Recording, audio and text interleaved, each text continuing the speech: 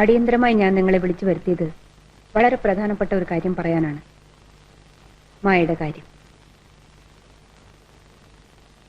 ഇത്രയും കാലം അവൾ എന്തിനൊക്കെയോ വേണ്ടി ഞാൻ അകറ്റി വളർത്തി. ഇനി എനിക്കത് പറ്റുമെന്ന് തോന്നുന്നില്ല. ജന്മനാട്ടിൽ എനിക്കൊരു സ്വീകരണം ഉണ്ടല്ലോ. അത് എത്രാം തീയതിയാണ്? അത് 16-ാം തീയതി. അന്ന് എന്റെ നാട്ടുകാരുടെ മുമ്പിൽ വെച്ച് എന്റെ സ്വരത്തിനും സ്വത്തിനും അവകാശിയായ ഒരു മകൾ എനിക്കുണ്ടെന്ന് ഞാൻ ലോകത്തെ അറിയിക്കുകയാണ്.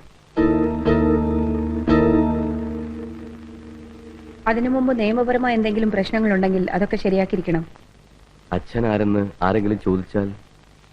ആരും ചോദിക്കില്ല. അതുകൊണ്ടല്ല, പിന്നീടുള്ള സംഗീത സദസ്സുകളിൽ മാഡത്തോടുള്ള ബഹുമാനം നഷ്ടപ്പെടില്ലേ, ഗൗരവം നഷ്ടപ്പെടില്ലേ? പിന്നീട് എനിക്ക് സംഗീത സദസ്സുകൾ ഉണ്ടാവില്ല. 16-ാം തീയതിയിലേത് എന്റെ ജീവിതത്തിലെ അവസാനത്തെ കച്ചേരിയായിരിക്കും. അതും ലോകത്തെ അറിയിച്ചേക്കൂ. വേറൊന്നുമില്ല, നിങ്ങൾക്ക് പോകാം.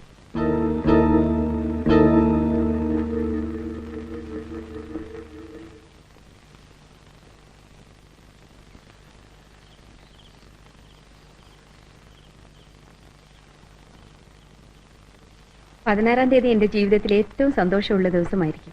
അന്ന് എന്നെ അറിയുന്നവർ എന്റെ മകളെയും അറിയും. അത് കഴിഞ്ഞാൽ ഉടനെ ഒരുങ്ങിക്കൊള്ളു കല്യാണത്തിന് വേണ്ടി. നിന്റെ ഡോക്ടറെ കൊണ്ട് തന്നെ ഞാൻ നിന്നെ കല്യാണം കഴിപ്പിക്കും. നോക്കി നിൽക്കുന്ന കണ്ടില്ലേ? വേണ്ടമ്മേ, അത് വേണ്ട. അത് തന്നെ വേണം. എന്റെ മകളല്ലേ നീ. നിന്റെ വാശി എനിക്കറിയില്ലേ. ഇതാണ് അച്ഛൻ, ഇതാണ് അമ്മ എന്നും പറഞ്ഞ് നിന്റെ ഡോക്ടർ തോൽപ്പിക്കണമെന്നല്ലേ ഉള്ളൂ നിനക്ക്. എല്ലാ വിശുദ്ധിയോടും കൂടി നിന്നെ കല്യാണ പന്തലിലേക്ക് അയക്കാൻ ഞാൻ ശ്രമിക്കും. ആരെയും വിഷമിപ്പിക്കാതെ, ആരെയും നോവിപ്പിക്കാതെ. നിന്റെ അച്ഛനെ നീ ശല്യപ്പെടുത്തരുതെന്നുള്ള ഒറ്റ ആഗ്രഹമേ ഉള്ളൂ എനിക്ക്.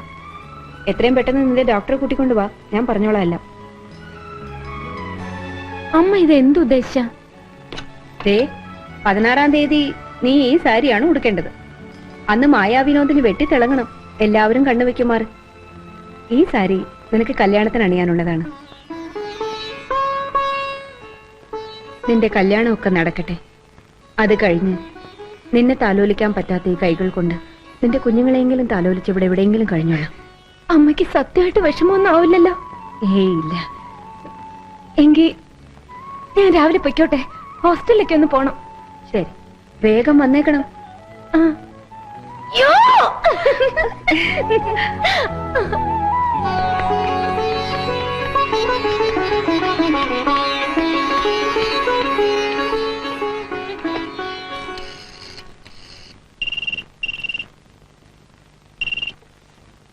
ഹലോ. തന്തയ്ക്കും തള്ളയ്ക്കും പിറക്കാത്ത നെറികെട്ട മായയാണ് ഞാൻ. വല്ലാതെ കോപിച്ചിരിക്കുകയാണെന്നറിയാം. എന്നാലും ഒരാൾക്ക് ഡോക്ടറെ ഒന്ന് കാണണമായിരുന്നു. കാണാമല്ലോ. എപ്പോഴാ? എപ്പോ വേണമെങ്കിലും. നാളെ? ഓക്കെ, വെച്ചോട്ടെ.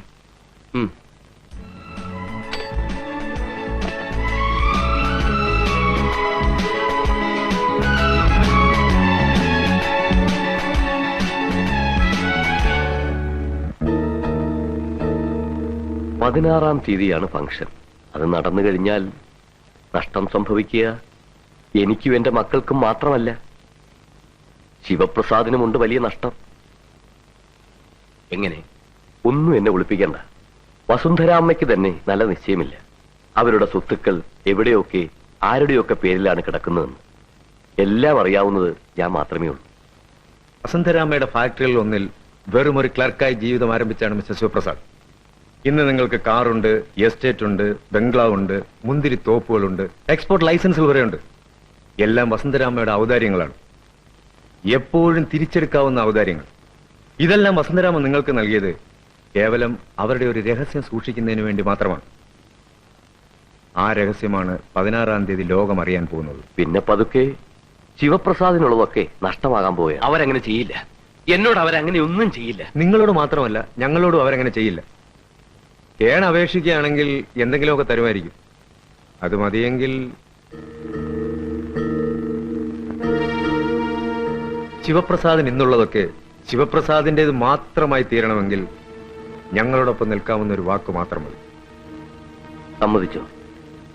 സമ്മതമാണ്. പക്ഷെ എന്താ ചെയ്യാൻ കഴിയുക? 16-ാം തീയതിയിലെ ആ ചടങ്ങ് നടക്കാൻ പാടില്ല എന്ന് മാത്രമല്ല, അമ്മയോ മകളോ ആരെങ്കിലും ഒരാൾ ജീവിച്ചിരിക്കാനും പാടില്ല. അത്രയ്ക്കൊക്കെ പോണോ? പോണം, പോയേ തീരൂ. അമ്മ മരിച്ചാൽ മകൾ വെറുതെ വിടില്ല ആരെയും. മകൾ മരിച്ചാൽ അമ്മയും. ഒരു സംശയം ഉണ്ടാകാത്ത രീതിയിൽ ഒരാൾ കൊല്ലപ്പെട്ടിരിക്കണം. അത് അമ്മയാണോ മകളാണോ എന്നത് നമ്മൾ ഇപ്പോൾ തീരുമാനമെടുക്കണം.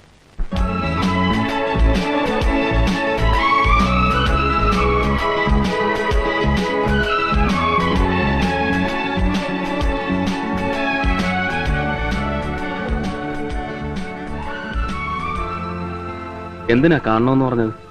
അയ്യോ, എനിക്കല്ല, എന്റെ അമ്മയ്ക്കാ ഡോക്ടറെ കാണേണ്ടത്. കൂട്ടിട്ട് വരാമോന്ന് ചോദിച്ചു. അത് തന്നെ. എന്തിനാ? അതെനിക്കറിയില്ല. ഒരുപക്ഷെ ഇതെന്റെ മകളാണ്, കല്യാണം കഴിക്കുമെന്ന് ചോദിക്കാനായിരിക്കും. ചിലപ്പോ ആയിരിക്കും. അപ്പോ ഞാനങ്ങ് വന്ന് കെട്ടണോ? അതെ. ഈ മായാവിനോദ് എനിക്കെന്താ പലപ്പോഴും പല സ്വഭാവം? വട്ടുണ്ടോ? എന്റെ മുഖത്ത് നോക്കി എന്നെ ഇഷ്ടമല്ലെന്ന് പറഞ്ഞതൊക്കെ ഇത്ര പെട്ടെന്നങ്ങ് മറന്നോ? ഡോക്ടറുടെയോ ഡോക്ടറുടെ അമ്മയുടെയോ മുഖത്ത് നോക്കാൻ പോലും യോഗ്യത ഇല്ലാത്തവളാണ് ഞാനെന്ന് പറഞ്ഞതൊക്കെ മറന്നോ? ഓ, അത് ശരി. അപ്പൊ ഇപ്പൊ യോഗ്യതയൊക്കെ വന്നു എന്നാ തോന്നുന്നേ. സോറി, ഡോക്ടറെ തോൽപ്പിക്കേണ്ടി വന്നത് സോറി. എന്തിനായിരുന്നു ഈ വാശിയും വൈരാഗ്യവും ഒക്കെ? ഞാനൊരു പെണ്ണല്ലേ, കുറെ വാശിയും വരെയൊക്കെ എനിക്ക് വേണ്ടേ? മാത്രമല്ല, ഞാൻ വിമൻസ് ലിബറേഷന്റെ ആളുമാ. അയ്യോ, ഒരയ്യോയും ഇല്ല. ഡോക്ടർ എപ്പോഴാ വരിക അമ്മയെ കാണാൻ? അമ്മയും അച്ഛനെയൊക്കെ നാളെ കാണാം. ഇന്ന് വർജിയം നാളാ. നല്ല കാര്യത്തിന് ഇറങ്ങിക്കൂടാ. നാളെ എപ്പോ? ഈ നേരത്ത് ഇവിടെ വന്നാൽ മതി. ഒരുമിച്ച് പോവാം. ഇന്നു മുതൽ ഞാൻ പ്രതീക്ഷിച്ചോട്ടെ, മായ എന്റേത് മാത്രമാണെന്ന്. ഒരു ഉമ്മ തന്നോട്ടെ. ഇന്ന് വർജിയ നാളല്ലേ? അതങ്ങ് പള്ളി പോയി പറഞ്ഞാൽ മതി. ഇങ്ങോട്ട്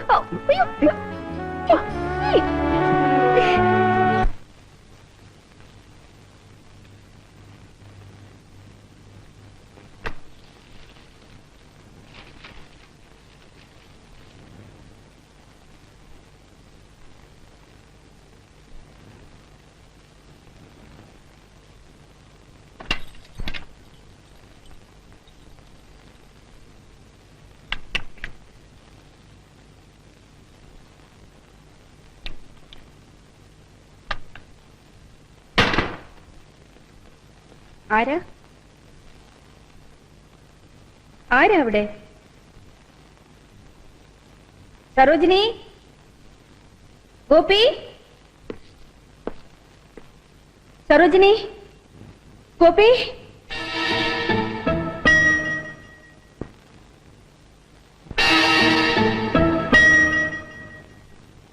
അമ്മേ,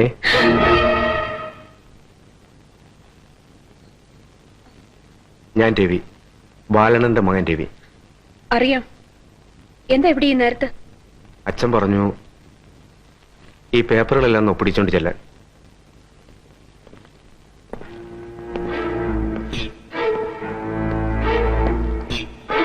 ബാലണ്ണൻ എവിടെ? വീട്ടിലുണ്ട്. ഈ പേപ്പറുകളൊക്കെ എന്താ? എനിക്കറിയില്ല.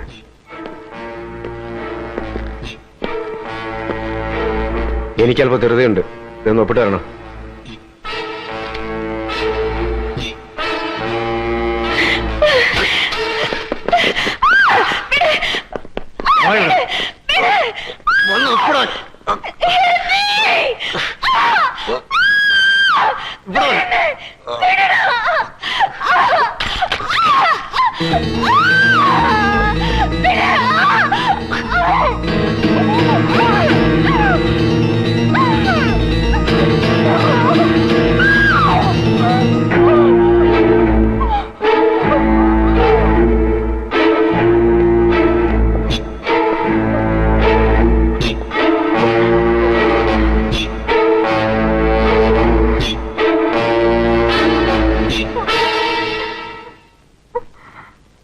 ഒപ്പിടുന്നുണ്ടോ ഇല്ലയോ? ഒപ്പിടുന്നോന്ന് അറിയണ്ട.